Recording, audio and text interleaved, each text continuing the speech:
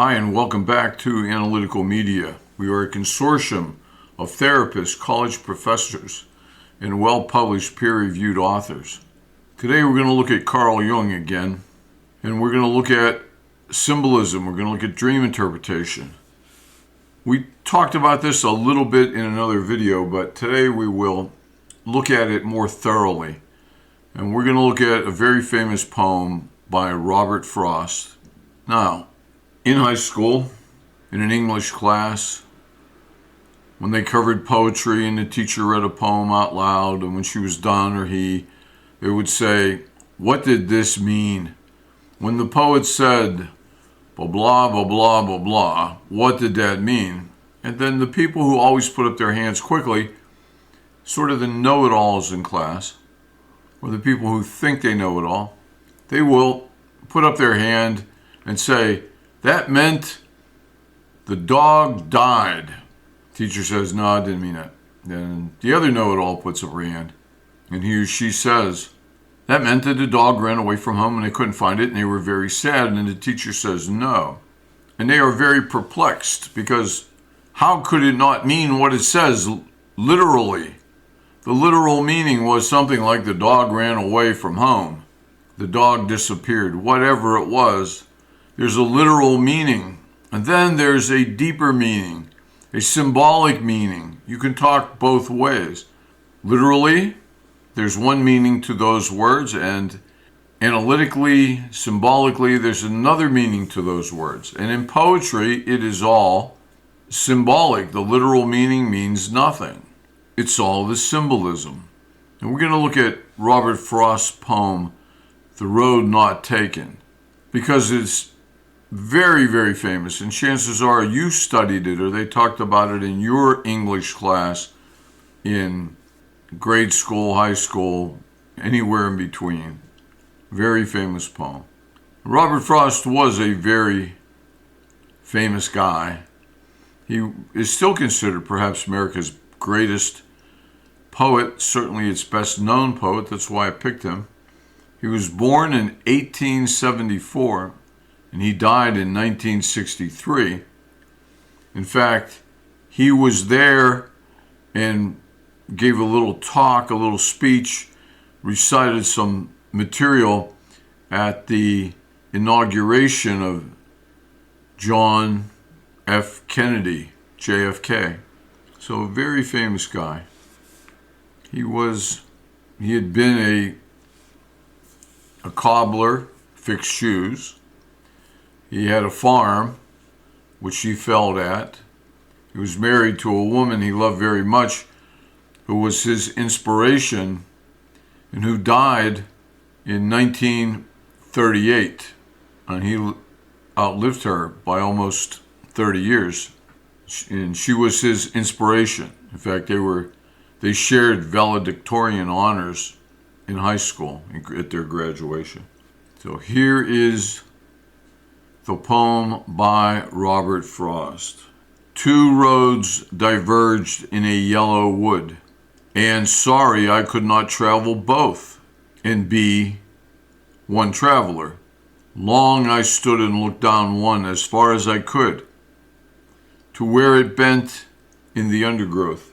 Then took the other, as just as fair, and having perhaps the better claim, because it was grassy and wanted wear, though as for that, the passing there had worn them really about the same. And both that morning equally lay in leaves, no step had trodden black. Oh, I kept the first for another day, yet knowing how ways leads on to way, I doubted if I should ever come back. I shall be telling this with a sigh, somewhere ages and ages hence. Two roads diverged in a wood, and I took the one less traveled by, and that has made all the difference." Now, I just read you the literal meaning. There's a guy walking in the woods, and he comes to a point where two roads separate. his road separates into two, and he looks down one and he looks down the other. He can't do both at the same time. And he decides he's going to take the road where there wasn't as much wear. It wasn't as commonly taken.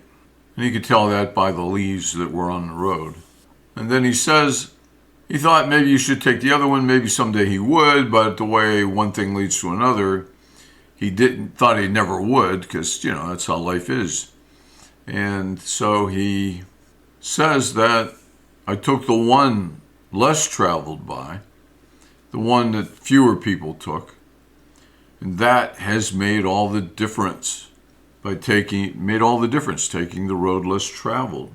Now we talk about this because analyzing this poem is the same as analyzing any dream. If you wrote a dream down and put Robert Frost's name on it, 1874 to 1963, it would be interpreted the same way, and it would be just as accurate.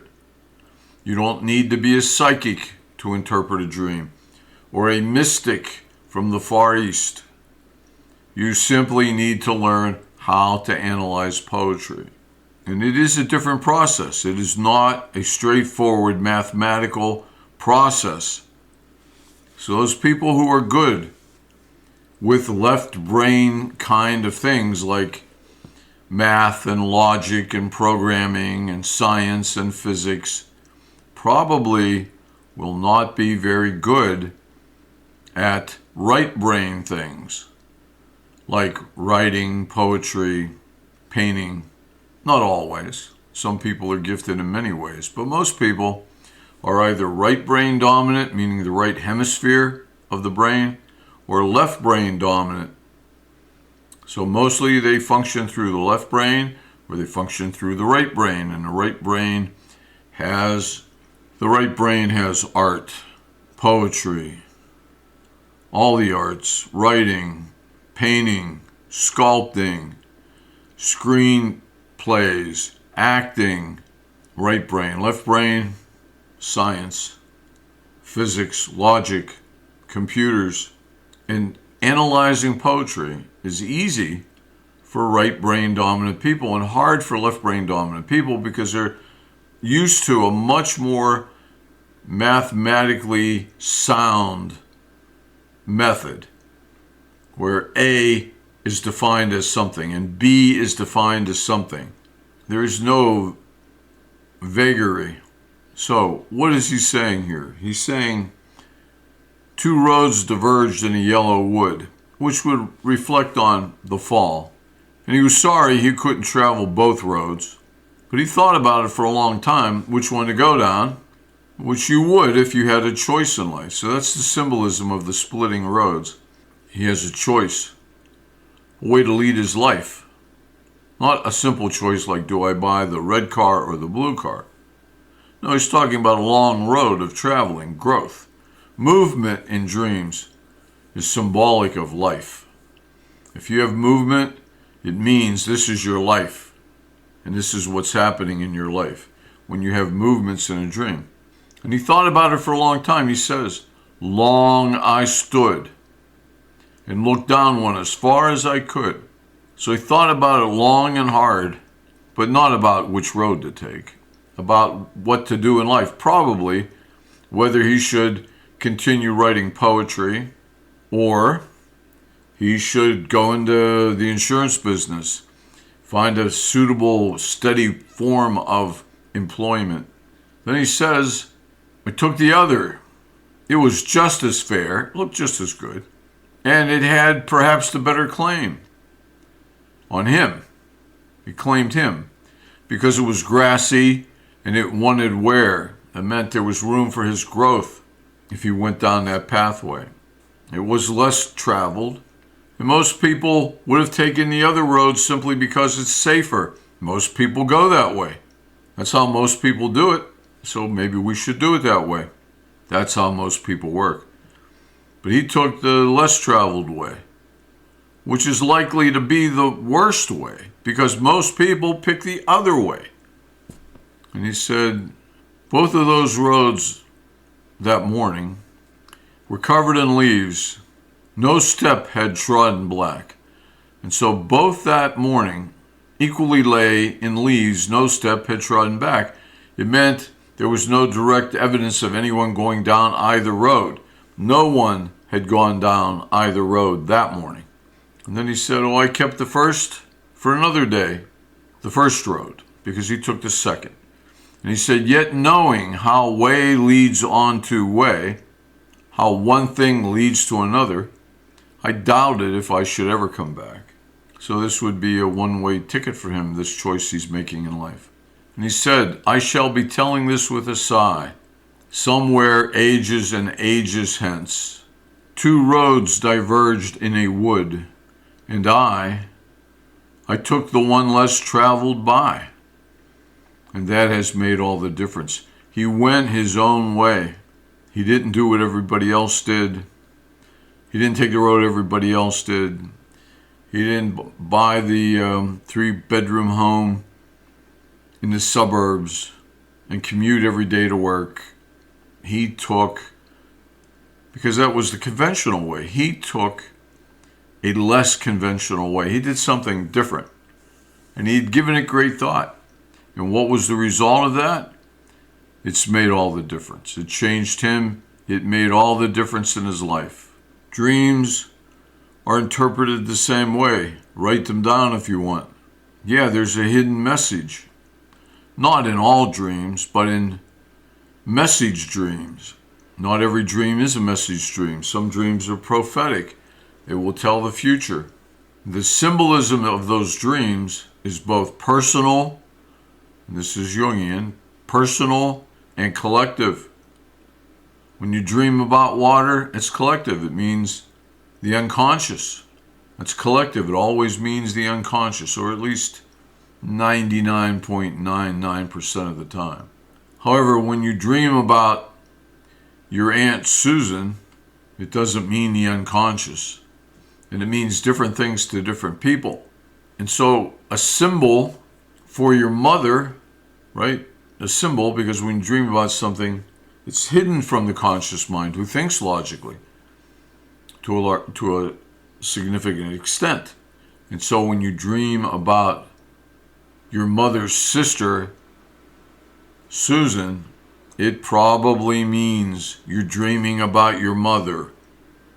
So what happens to Susan, what you feel towards Susan, if you see your Aunt Susan making food and putting poison in it and bringing it to the table to serve to you and perhaps your brothers and sisters, it probably means your mother is trying to hurt, not poison, but a psychological type poison, to corrupt the children, to hurt them, to raise them in a negative way that will end up hurting them, doing negative things towards them, abusing them in some way.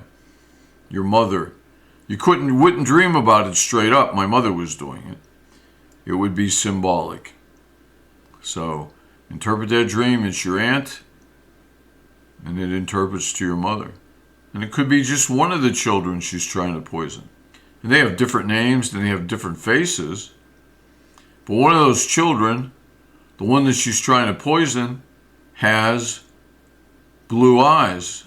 And none of the other children at the table or in the house, or the children that will eat the unpoisoned food, they all have brown eyes.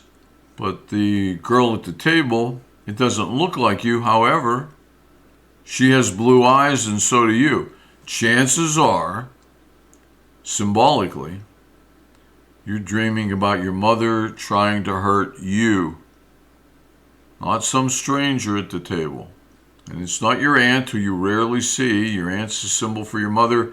The girl with the blue eyes at the table who's about to eat poison, that's you.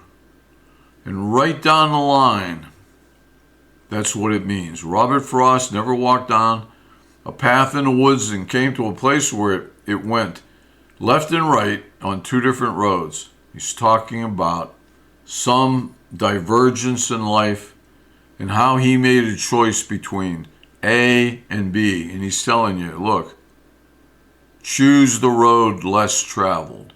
Do it a more special way. Don't do it the way everybody else does it. And you can read much more about that, and you can figure this out yourself, and certainly we will help you. You can email us, you can post your dreams in the comments. We will help you. We'll talk more about this. We'll go over more dreams. This is Analytical Media. We are here to help you, help other people, to promote mental health, to promote education, to teach you more and more about things that you may not be exposed to, except perhaps in college or graduate school, or self-study, of course. Subscribe, comment, like, all those things will help us get this message out to more people. Okay, take care. Hope everything's gone well for you, and we'll see you later.